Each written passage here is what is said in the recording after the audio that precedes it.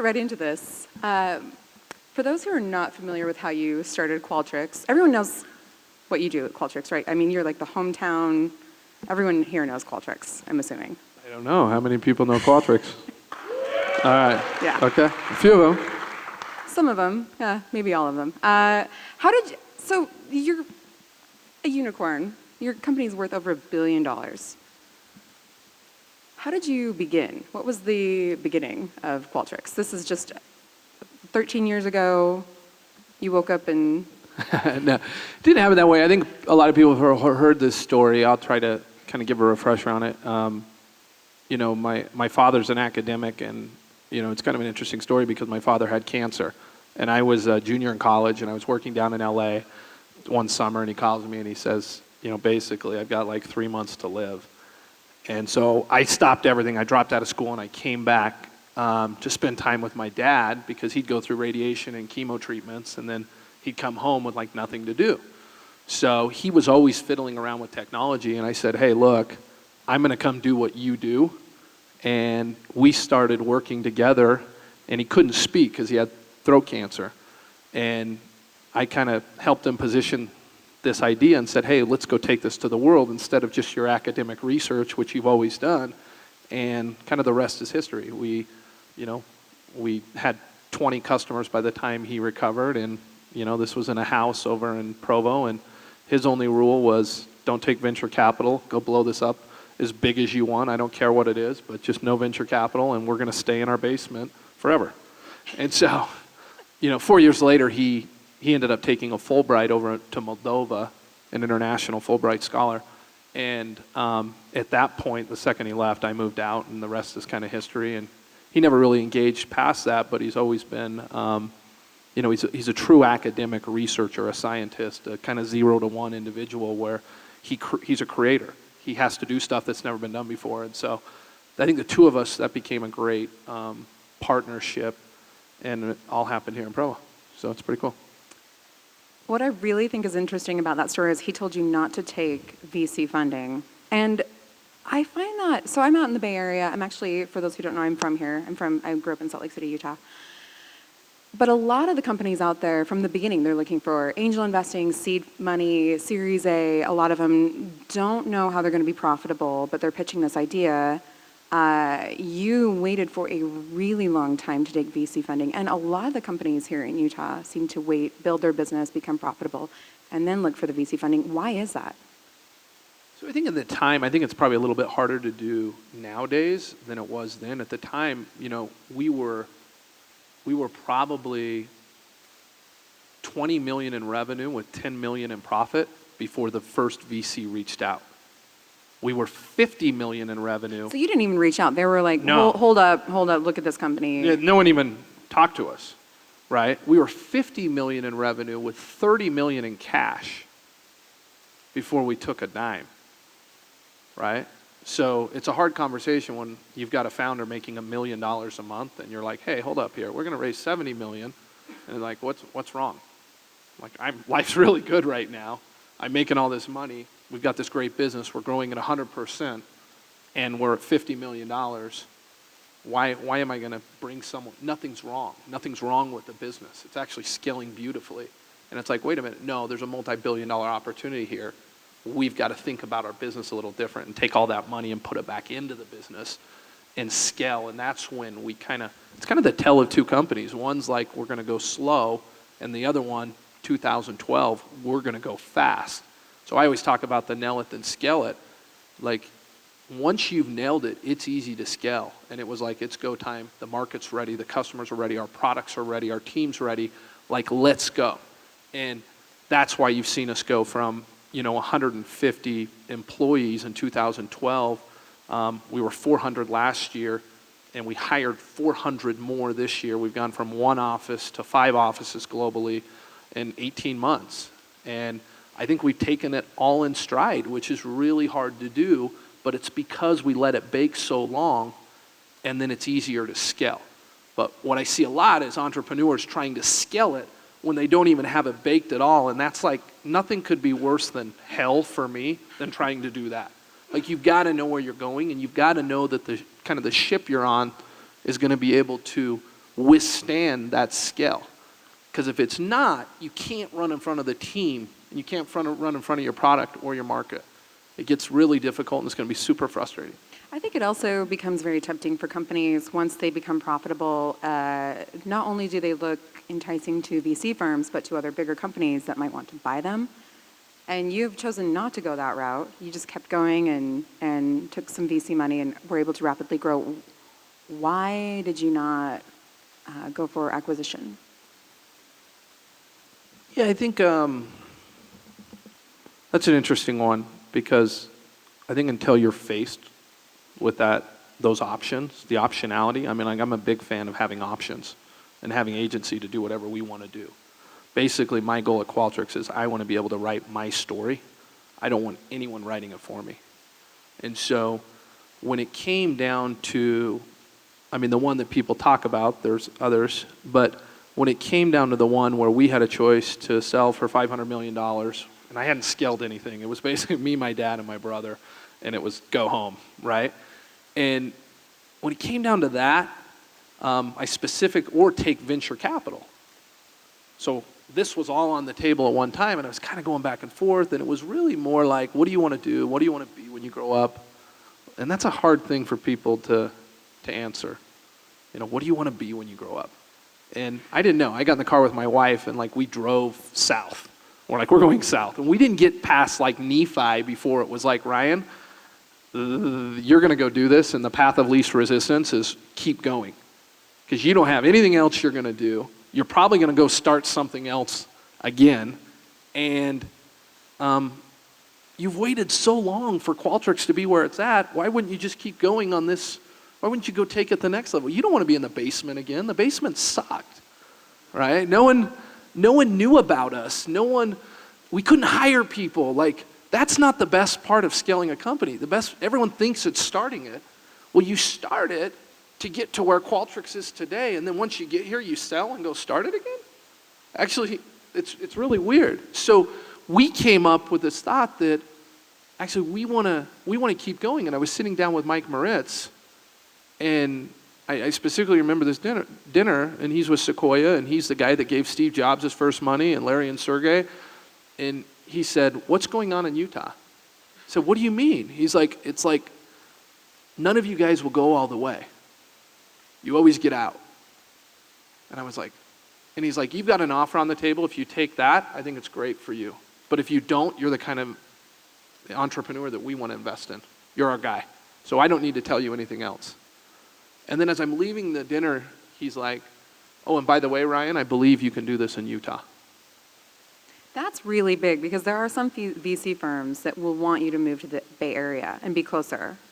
Yeah, and so what excites me about Utah is there's probably 5 or 6 really big companies right now with founders who have the ability to write their own story, who haven't sold out yet, and want to do something big. And everyone's in the 3rd or the 4th or the 5th inning of that game. And having, with Qualtrics, having thousands of people that are going to be able to go through the whole thing and see the whole movie. Doesn't do anyone any good if they're seeing half of it. Go through the whole movie. That will build Utah in a way that no one can imagine what's going to happen after that. And to watch 5 other people do that, or 6 or 7 or 10, that's where success breeds success. And then you become like, these cities who have had that. You look at Dublin right now. You look at London. You look at Silicon Valley. That's what it does. But Utah actually has some pretty deep tech roots too, and a lot of people don't know that. I'll tell people, Atari has its origins here. There's so many different examples, and especially now, there's several unicorns here. You are an example of someone who built literally out of the basement to a company that's worth over $1 billion and growing rapidly. Didn't have to take VC funding, but wanted to scale. And there's numerous companies like that here, right? So, but what I also think is interesting about you is you had your dad's support. Your wife is also an entrepreneur, and you were also able to convince your brother to leave Google to come work for you. Can we talk about that a little bit? Yeah. So it's kind of funny because I come into this theater, this is pretty trippy for me because I come into this theater once a year because my wife, she runs a dance studio. And, you know, when I was starting Qualtrics, we got married and she's like, I want to do dance in our basement. And so I'd come home every day from work after a grind with like 70 kids in my basement. And I was like, babe, either you're doing it or I'm doing it. And it used to be like a real like contentious part of our relationship is like this dance studio, right? And so it's not that way anymore. It's actually, I love that she is running this dance studio and she has a creative outlet for her. And, you know, now she's in the Riverwoods. She just leased another 5,000 square feet. She has 300 kids that are dancing. And it's like the best thing that's ever happened in my life is that my wife also understands because now she gets my world and she appreciates it a lot more as opposed to, you know, just sitting back and watching the Ryan show, which is really good. So with my brother, a lot of people think that, you know, my dad and I made a rule that we weren't hiring any family, which is kind of weird because we have a no nepotism policy at Qualtrics and it's like me, my dad, and my brother, which is really kind of weird. But I needed to take venture capital to get help. We needed to scale. And I kind of went through and played out the scenario. Okay, they're going to come in, they're going to hire someone to help maybe on the IT and engineering side who's been through this before. And I started drawing out the profile of the individual of who they would probably hire to come run all this. And then I said, who do I know in the world that can do this? And it became very clear that my brother, who was at Google at the time, was in China running like a third of the world's internet search, making $1 gazillion, and that he was better than anyone they were ever going to get. And so why don't I try to convince my brother, who hasn't been in Utah for 10 years, to leave his house in Palo Alto and come back to Provo with a 60-person startup and work for his little brother. So that's a hard thing when he's working for Marissa and Cheryl and that whole crowd out there, and they're at the forefront of everything. But it took me 2 years, and Jared's here, and Jared's being Jared, and he's probably one of the best product minds, I think, in the world. And in 2006, he re-architected Qualtrics from a distance, and we're still coloring in the lines, and I still think the competition is not caught up with what he architected in 2006. And he's just gone back through, and we're building out what the next 10 to 15 years look like. And, you know, our first release of that's this year. And it's just the way there's just not that many great product people who have the ability to do that. And when you get one that does, which is like an Andy Rubin who took Android and like changed the whole cell phone market, or, you know, some of these other folks, then they have the ability to change an industry, or even like Deep Nishar, who took LinkedIn and got there and kind of turned it into what I believe it is today. Those people are very rare, and so fortunately I happen to be related to one, and that's the only reason why he'd come back to Utah. So it's been great, and it's been interesting. I could talk for hours about the dynamic between my brother and I, because people can't even believe we're from the same bloodline. You'll never see him on stage. You'll never see him. He stays behind the sines and just executes. So I think you said something really interesting is even your brother, you had to convince him. You worked 2 years to convince him to leave Palo Alto. How hard is it to convince talent to leave the Bay Area or other areas to come to Utah to come work at these rapidly growing companies that are becoming really big companies worth billions of dollars, and yet there's this, I tell people I'm from Utah, and I talk about the Utah scene, and people are still surprised. yeah. How hard is that to convince people? Yeah, there's a little stigma that the Bay Area has the exclusive on smart people and smart opportunities and all that. We do have a lot of smart people. Yeah, and so does the rest of the world. I take the rest of the world against the Bay Area every day.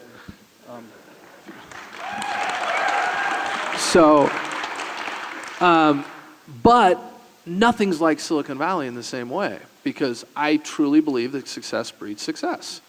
And unfortunately, we haven't had the success here to be able to breed You're starting to, though. We're starting to, and that's why I'm so excited about Utah. And that's why it's so important that we bring these people out and add to that. Hey, Josh. The biggest piece of this, though, is we all have a talent war, right? Everywhere we go. We go to Seattle, we've got a talent war. We go to Dublin, we have a talent war. But they're all different. So in Utah, we have super young, amazing, smart people who are willing to do really hard things, right? In the Bay Area, I think they would kill for that, right? But what they have out there is they've got all the coaches and mentors to corral these people who think they know what they're going through, and they think they do, but they really don't. Money, accelerators, mentors, all sorts of. So what we'll have here in 10 years is we'll also have those coaches who have seen the whole game. And you can't see half it. You got to go through the whole thing. And so that's where Utah is going to be great. Now, people who haven't lived here coming out, I don't even mess with Utah County or Salt Lake, right? I just send, if someone's never been to Utah and they're coming with their family, I just go right to Park City. We send them up to the Park City ward, and that's where they hang out. Like, my head of sales does not know the difference between Sugar House and Payson. It's all Utah. And I know that once you cross the point, there's this big stigma that, ooh, Utah County. And it's like, alcohol and coffee isn't diversity when he's coming from Atlanta, right? So we take him up there. There's a whole expat community up there, and we have a shuttle that comes down every day, and it's great. It's beautiful. You have a Qualtrics, like a Google bus, but a Qualtrics shuttle. My building, Here. everyone wants to know why I'm in the Riverwoods. It's because, like, we're literally, like, I want to jam our building up the mouth of that canyon because it's 35 minutes, 40 minutes, and it comes down, and I'm sure one day there'll be a chopper that comes down every morning. So, like, and it's great. And the drive is awesome. You know, they get to talk on their phones, they get to do all their stuff, and they get to drive through Yosemite every day on the way down. I mean, that's an easy pitch, and they get to go ski, and it's a great place to call home base. And, you know, I think more and more people are realizing that that's appealing. Now, if you've got someone in the Bay Area that can go work anywhere they want, and they've got their kids in school and in soccer, it gets a little more challenging. Well, I mean, we're famous for our long commutes, though, in the Bay Area. I mean, the traffic is hellish. That's why there are the Google buses, and it's not dissimilar to. Yeah, and then you look at my life, everyone's like, Ryan, you live in a bubble in Utah. And I'm like, damn right, and I love it. Like, I drive my golf cart to work, right? I drive my golf cart from work if I want to go to the country club, it's just right down the road. And then if I want to keep going, I've got an extra 5 blocks, and I'm at BYU for all the sporting events. And I can take 8th North out, and in 30 minutes, I'm at the airport.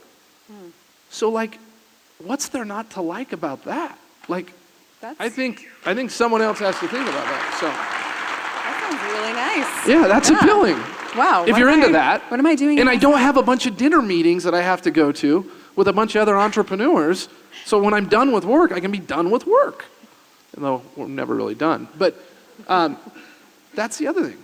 That there's some sort of life. And so I think that's really cool. One other thing I want to touch on before they kick us off the stage is we at TechCrunch keep hearing founders tell us that VCs are now telling them the market is getting volatile, it's harder to raise money now while you can.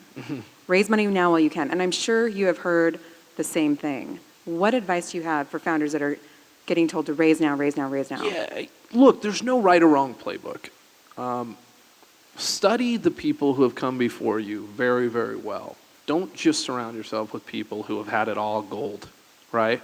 Learn a lot from WordPerfect, right? Learn a lot from these companies who haven't. You'll learn more from them than you will from someone like us or some of these other companies. Learn from the ones who crashed.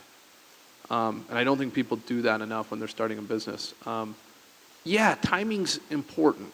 It's super important. It's more important for some companies than it is for others. I mean, everyone knows the last 2 weeks have been kind of a gut check for a lot of companies where they kind of got to look and see if the house is in order because it's a sign of what will come. And, you know, for us, you know, I'm in that situation. We raised money, you know, a year and a half ago at $1 billion. We've doubled the company. which from the time you go from 100 million to 200 million in revenue, which is, our run rate, we lose like 5,000 companies because they never bridge that gap, right? So as you get bigger to 400 and 500 million, you almost have to rebuild your whole company, and sometimes that involves a lot of capital. So that's a good reason to take funding. And timing is important, but I also believe that if you've got a great company, I think that you will be able to raise, and you will always have the options for money, especially if you're making money. And so I think we're a little more insulated right now, but there's not a right or wrong playbook on how to do it. It's just really your threshold, and it should be more about getting partners in that are going to hedge your bet.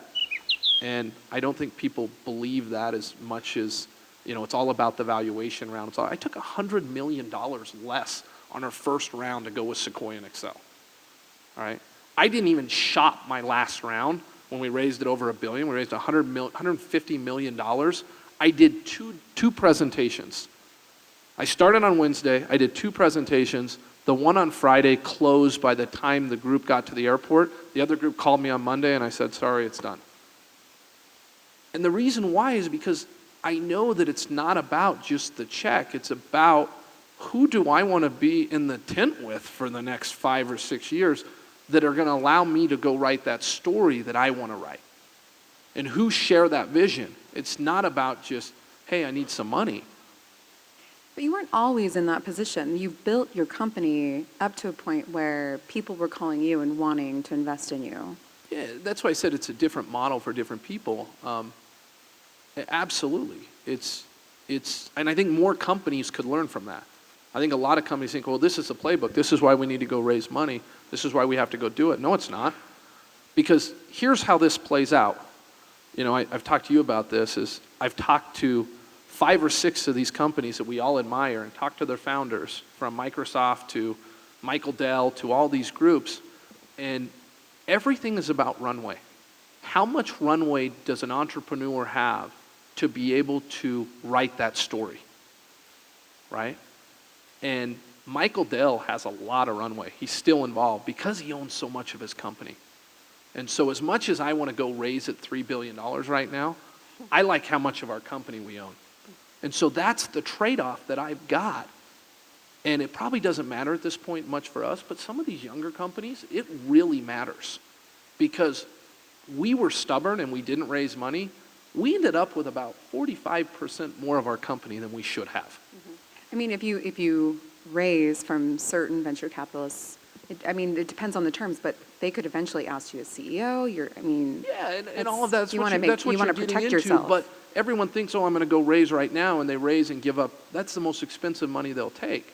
So you got to know what you're doing, and you have to have a plan. And when someone says, hey, you're going to raise once, no, you're going to raise 10 or 15 times. It's like crack cocaine. Once you start, you can't get off of it, right?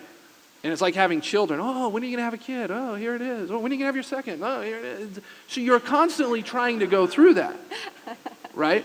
And so, we're always raising, and we're always building that awareness and doing that. And people are always, there's 15 people right now with their nose pressed up against the glass. How do we get into Qualtrics?